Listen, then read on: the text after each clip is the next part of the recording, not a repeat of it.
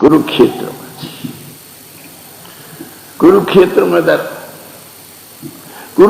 में दरबार किया। श्री कृष्ण ने उनको इशारा किया कि आज गोपियों के स्वागत में एक बड़ा भारी आप दरबार करो। पूरा एक अध्याय है श्रीमद् भागवत में। वैसे आप पढ़ोगे तो चाहे किसी भागवत के पंडित से पूछो, बोलिए बीच में क्या थेगली लगा दी है, ये अध्याय क्यों जोड़ दिया है, जबकि श्री गोस्वामी पाद में कुरुक्षेत्र मिलन इस प्रसंग के ऊपर एक अनुपम ग्रंथ की रचना है।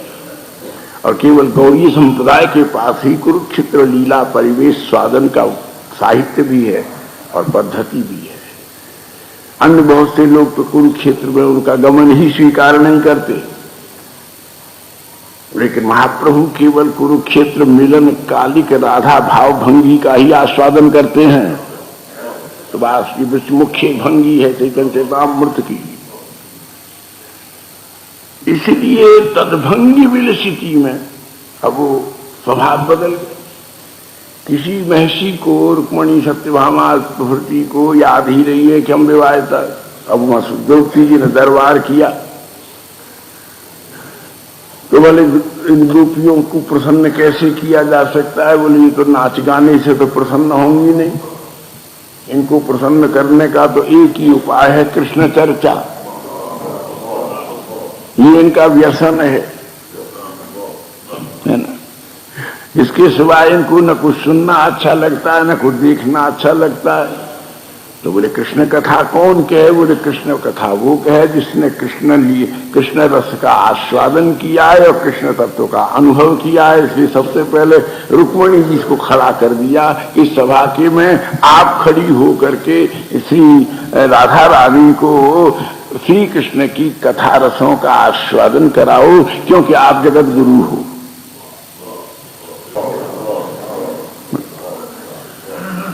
देखो ये हम प्रशंसा नहीं, प्रशंसा तो शराब है।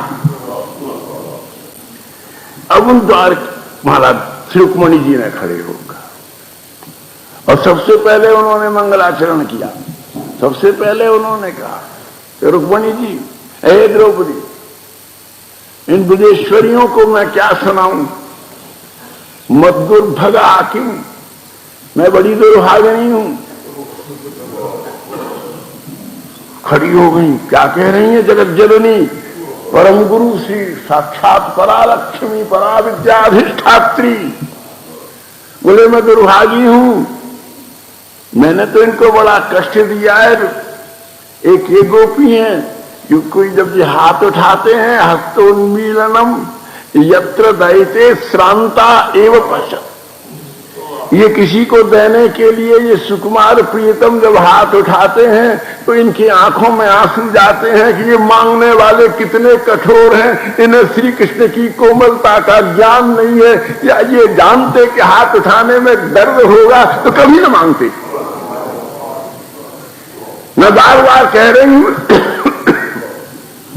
तो तुम्हें कुछ लेना हो, तुम्हें कुछ मांगना हो तो मेरे पास आ जाया करो, इस कोमल प्रियतम को कष्ट मत दिया।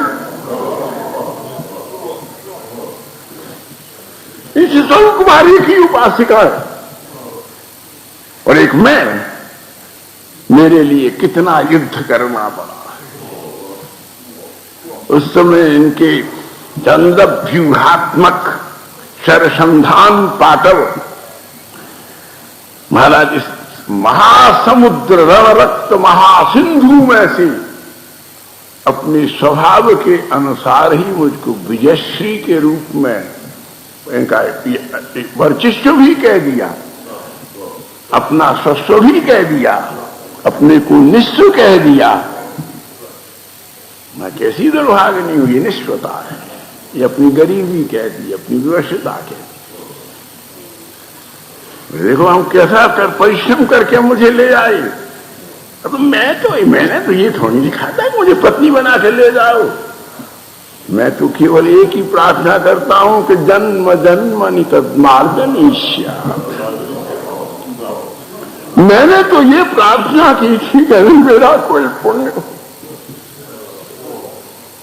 मेरा कोई सौभाग्य हो तो मैं कृष्ण प्रासाद द्वार की झाड़ू लगाने वाली नौकरानी होने का सौभाग्य प्राप्त कर दूं।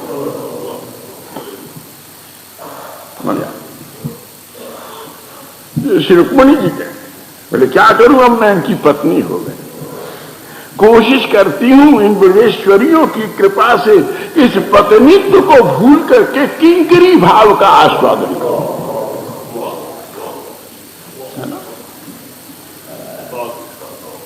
हमारा कुछ दरबार में, और ये किशोरी जी की क्या कृपा है कि सबके स्वभाव बदल गए, अहंकार छूट गया, दक्षिण नायका दर्प निवृत्त हो गया, विवाहिता का अधिकार जताना महाराज उसका दर्प निवृत्त हो गया। ऐसे ही श्री कृष्ण संबंधी होने पर भी, अनुग्रह प्राप्त होने पर भी, भजनशील होने पर भी जो केवल कृष्ण कैंकर्य कर सकते हैं। अरे महाराज भरे हुए राक्षसों की सभा में बड़े बड़े अहंकारी और बड़े बड़े भोक्ता बैठे हैं, लेकिन वहां छाती ठोक करके के दासो हम कौशलेंद्र से, मैं कौशलेंद्र का दास हूं, इस गर्जना को करने वाला राम का प्राण नहीं होगा तो क्या होगा। और इस प्रकार से संपूर्ण बंधनों से मुक्त करके अभयागतो मदपयाति चेन्बुधा रघुवो भवंती लघवो न किम सखे अनुजो यमस्तु तनुजो थवारिपो करुणा पदम ही शरणागतो जनः मोक्ष विषय स्वयमेव समुद्यतः ईश्वरः कृष्णः मुकुंदः।